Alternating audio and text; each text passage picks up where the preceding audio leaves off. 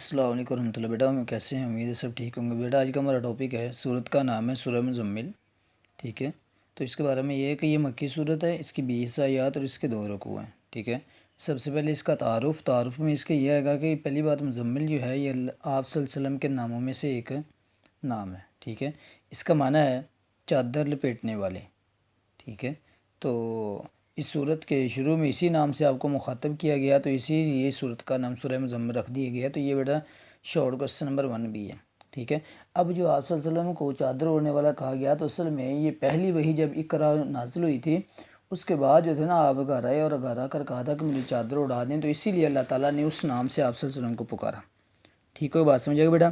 اس کے بعد ہے کہ اس کا نزول وقت یہ نازل کب ہوئی ہے، تو یہ سورہ بالکل ابتدائی زمانہ میں نازل ہونے والی صورتوں، اس سے پہلے سورہ الگ اور سورہ مدثر کی ابتدائی آیات نازل ہوئی تھیں، بس اس کے علاوہ نہیں بیٹا۔ یہ شارٹ کوسچن نمبر 5 بھی ہے بیٹا، ٹھیک ہے، کہ اس کا ابتدائی زمانہ کون سا ہے، تو یہ ابتدائی زمانہ میں سورہ الگ اور سورہ مدثر کے بعد کی جو آیات نازل ہوئی وہ یہ ہیں بیٹا، ٹھیک ہے۔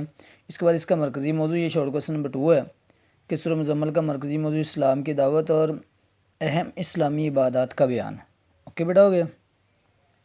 اس کے بعد اس کے مضامین ہیں، مضامین میں آپ کو اسلام کی دعوت کے بارے میں بتایا گیا کہ آپ لوگوں کو دین کی دعوت دیں۔ اس کے بعد آپ کو یہ کہا گیا کہ تہجد کی نماز جو ہے نا اس میں قرآن مجید کی تلاوت کرنا شامل ہے، اور آپ صلی اللہ علیہ وسلم بھی اور آپ کے صحابہ بھی قرآن کی تلاوت رات کو کیا کرتے اور قیام کیا کرتے تھے، تو یہاں پہ تہجد کی نماز مراد ہے بیٹا، ٹھیک ہے۔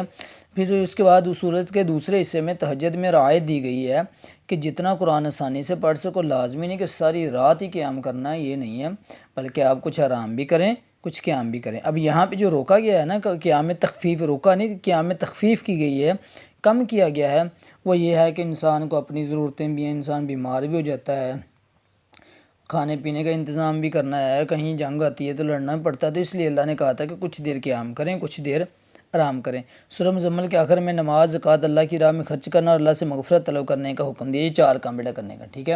اس کے بعد اس کے علمی عملی نکات اس میں ہے، پہلا ہے کہ رات کو نیند سے اٹھ کر نماز تہجد میں قرآن مجید کی تلاوت جو ہے تزکیہ نفس کا بہترین ذریعہ ہے، یہ بیٹا شارٹ کوسچن نمبر 4 بھی ہے یہ، ٹھیک ہے۔ اس کے بعد دوسرا ہے ہمیں مخلوق کی مرضی کے مقابلے میں اللہ تعالیٰ کے حکم اور اس کی مرضی کو ترجیح دینی چاہیے، یعنی کہ مخلوق کی بات نہیں ماننی چاہیے، اللہ کی ماننی چاہیے۔ تیسرا ہے قیامت کی ہولناکی اس قدر شدید ہوگی کہ بچوں کو بوڑھوں جیسا کر دے گی، ٹھیک ہے۔ قیامت کی سختی جو ہے نا بچے جو ہوں گے وہ بوڑھوں کی طرح لگیں گے۔ اس کے بعد ہم اپنے جو نیک اعمال کر کے آگے بھیجیں گے، ہمیں اللہ تعالیٰ کے ہاں اس کا بہتر اجر ملے گا، اوکے بیٹا، بات سمجھ آ گئی۔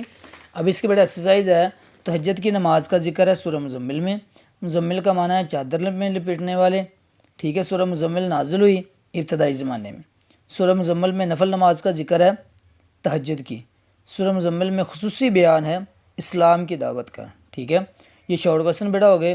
تیسرا شارٹ کوسچن ہے علمی عملی نکات، تو پہلا چھوڑ کے باقی جو ہے نا وہ کر لیں، لانگ میں ویسے کر لیں، 4 تو ویسے ٹوٹل ہیں، ٹھیک ہے۔ تو اس کے تعارف اور مضامین لانگ کوسچن ہے، لیکن آپ نے ساتھ ساتھ اس کے علمی عملی نکات بھی یاد کرنے، اوکے بیٹا، اس کو اچھے طریقے سے یاد کر لیں، ٹھیک ہے۔ تو انشاءاللہ بیسٹ آف لک بیٹا۔